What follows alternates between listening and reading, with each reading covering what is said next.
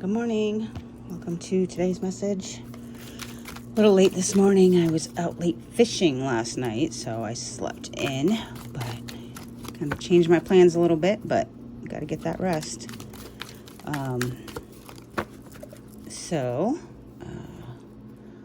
Let's see what Spirit has to say for us today. Whoa, some jumpers. Okay, let's see. We've got the King of Cups, so that's good. King is the mature energy, and the cups are emotion. So the King of Cups is, he's a parent. He's like the good dad, right? Like he's taking care of all his stuff, taking care of his ocean, taking care of his kids and his wife and his kingdom. And he's not looking at the cup because he knows it's full. He doesn't need to look at the cup. He's confident. He is empathetic. He's understanding. Look at those eyes. I mean, do those eyes look like somebody who's not empathetic and understanding? He is just taking care of business, really, and with balanced emotions. So I like that for us, guys. Let's see what's next. So my little oracle card box fell over while we were doing that. It's reading the magical unicorns today at the end of the reading. I don't know why it fell over. That was weird, but we all know nothing happens for no reason. Like everything's a reason, so maybe it will show itself in the next few cards as to why that fell over. I haven't actually used that unicorn deck yet, so this will be the first time for me for that one. We have the Ten of Pentacles.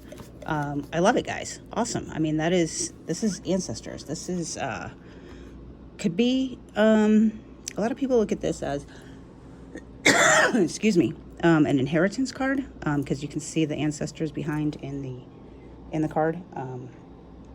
And obviously pentacles mean resources. Typically it's money, but it could be, I don't like to think of it as only money. It could be indicative of a job or a career, but it could also be indicative of a support system, right? Because really resources don't have to mean just money. There's more than one currency in this world, and I think a lot of us tend to forget that. How many times have you done a favor for someone who did a favor back? That's still a currency. That's an exchange of energy. Money is only one modality of exchanging energy. It doesn't mean it's the only modality of exchanging energy. And the Ten of Pentacles tells us that you are building assets, right? You've been collecting assets, resources, and you're building them.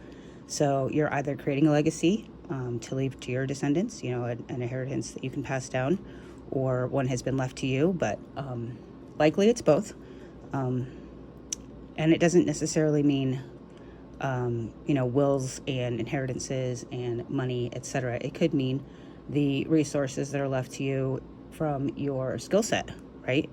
We all know that generational karma gets passed down in the DNA, and that the family mantle is called, go ahead and look that up on Google. Oh, there we go again with the unicorn. All right, that's twice. I don't know what that means.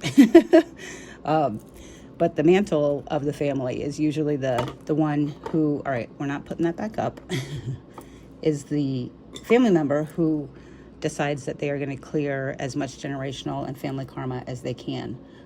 This usually puts them in the seat of being a black sheep, right? They go against the belief system of basically the entire family. They're usually pretty shunned by their immediate family, and they are forced by pain, emotional pain, to seek out their true path in this life. They generally live a very difficult life, and it is not until they surrender to the divine will that they realize all of this is happening. So I don't know why I went on that tangent, but as we all know, nothing is ever a coincidence. So the Ten of Pentacles speaks to me of family karma, possibly. So we'll see where else we go.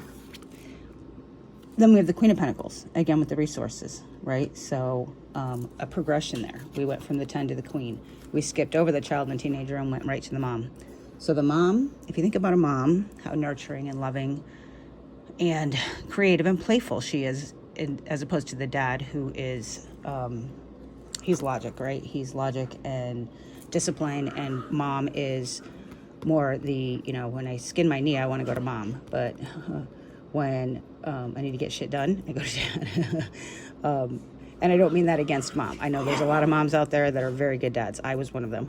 But in a traditional sense of what we consider to be mom and dad, mom is generally the more emotional, the more creative, the more playful, whereas dad is the more logical, the more get shit done. He's a disciplinarian, right? So our dad is coming into emotion and our mom is coming into resources. So kind of backwards from what we think, right? Because dad being the provider, you would think he would be pentacles, and the queen, the mom, the nurturer would be the cups of emotion. So this looks to me like a really good balance of the divine energies within you. We all have feminine and masculine within us, and it looks like we're finally starting to balance those out with our family, ancestors, legacies, resources in the middle. I mean, that's literally a family, right? You could look at it this way with the ancestors. You could look at it this way with the descendants. Either way, I mean, it's pretty crazy how this worked out. So I'm gonna put these cards back, and then we're gonna talk about what the Queen of Pentacles by herself actually means. And she is she's reliable. She's patient. She's hardworking. She's gets shit done. This is the single mom, in my opinion. She's, taking care of everything by herself. There's nobody behind her. You don't see a lot of fairies or orbs or ancestors behind her and stuff like that. But you do see that she's got a divine connection to the source creator, and she is pulling resources from there. And she's not even looking to see if she's receiving them, because she just knows she is. She's a badass, for lack of a better word. So really, really cool. I like the energy that we're in, guys. Balancing out our feminine, our masculine, getting our resources together. And then we come to the Eight of Cups in the reverse. So first, let's talk about it upright. Eight of Cups, he's oblivious that she's walking away. Or maybe he's oblivious and so she's walking away. Or he's oblivious because she's walking away. I guess we'll just have to talk it through and see what we feel. Eight of Cups. This is either it's abandonment or it's retreat, right? We don't know who's leaving who here, but either way, excuse me. Either way, they're moving on. They're withdrawing from the emotion that they once put into this relationship. When we get this in the reverse, that's actually the opposite, right? So this is someone coming home. This is someone fully learning from the past. This is these two people coming back together in emotion, using their emotion to work their way back together. This is not a resource or an air energy. This is actual. This is coming together from your heart, and this is how we should be approaching all of our relationships, guys. We should approach everything with love. If we do that, we can never go wrong, right? It doesn't matter what decision you make. If you make it in love, then it is the right decision. We're going to get one more card and see what our outcome is. Looks like we don't have any big shadow work to do today, which is very cool. Looks like we can just kind of enjoy our day, get shit done. And then we've got Judgment in reverse. So Judgment, as you know, is a major arcana, which means that's a major life lesson, major cycle coming to an end or to a close, moving on to the next one. Judgment is the number 20 card. It's actually, there's two X's, right? Because we use Roman numerals. So when I look at that, I just think X chromosome, Y chromosome, and then we were talking about the whole family in the beginning of the reading, and then family returning home there in the middle. So the two X's, I just feel like it's things coming together. It's not necessarily what Judgment means, but just the X's that jumped out at me in this particular card today. So Judgment in the upright is obviously it's clarity. It's a wake-up call. It's knowing your place and staying there and doing your job and knowing what you need to do and doing it, basically. But we got Judgment in reverse as maybe I don't don't know if this would be an outcome or if this is something that we just need to be careful of. And I think it's more or less something to be careful of, because the way I do these daily readings, I don't really look at a past, present, future outcome type situation. I'm just kind of giving you what your energy is for the day, so that if there is anything that you need to be aware of or careful of, you can make a choice not to be that way, right? So that's what tarot does. Tarot reads the energy that we are currently at, and we don't have to choose to stay that way. We have free will. These cards don't predict the future. They're not going to tell you if your boyfriend is cheating on you. They're not going to tell you if the man you're with now is the man you're going to marry and stay with forever, because we all have free will.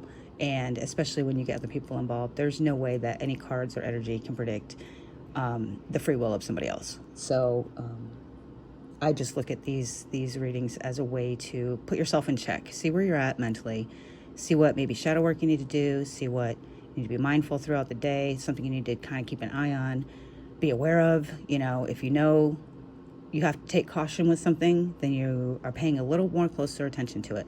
And if we do nothing more than pay closer attention to our feelings all day long, there's nothing bad about that. Anyway, back to the card. So Judgment in reverse is denial. It's an error in judgment, or it's weakness. So just be careful that you're not making decisions without all of the resources available to you to make that decision. Don't deny the truth. Never deny the truth. Speak your truth. Speak only your truth. Do not try to speak others' truths. It is up to them to speak their truth, right? But don't deny your own truth. So that one little gotcha today, but the rest of it was beautiful, guys. I mean, my God, we're really getting there, balancing things out, getting our resources together, putting our families back together. Maybe you're returning home, or you got back in touch with someone that you haven't been in touch with in a long time. I'm actually planning to visit my most beautiful auntie in the world tomorrow. I was supposed to go there today, but I was out late fishing and I did not get up in time to leave, so we'll be doing that tomorrow. So I'm excited to see her. I love you, my little Aunt Norma. All right, and we've got light as our advice card. This unicorn, obviously golden light. See the light within yourself and everyone else, which really is that denial part, right? So a lot of people have a hard time admitting their faults or seeing their shadow side, but what people don't realize is you kind of have just as hard a time seeing your light side, admitting your good qualities, right? We spend our entire lives being told we're not enough. So it's hard for us to see those good qualities within ourselves. And Spirit's just saying, you're doing all the shadow work and you're getting somewhere and you're really making progress. But don't forget that you are light as well as dark. You have such good qualities that you were given and raised with, and gifts and whatnot. Recognize them and appreciate them and acknowledge them. If you don't acknowledge your qualities, how can anybody else? You can't put all of your self-worth in somebody else's opinion. Just because they know you to be a good person, you know you to be a good person.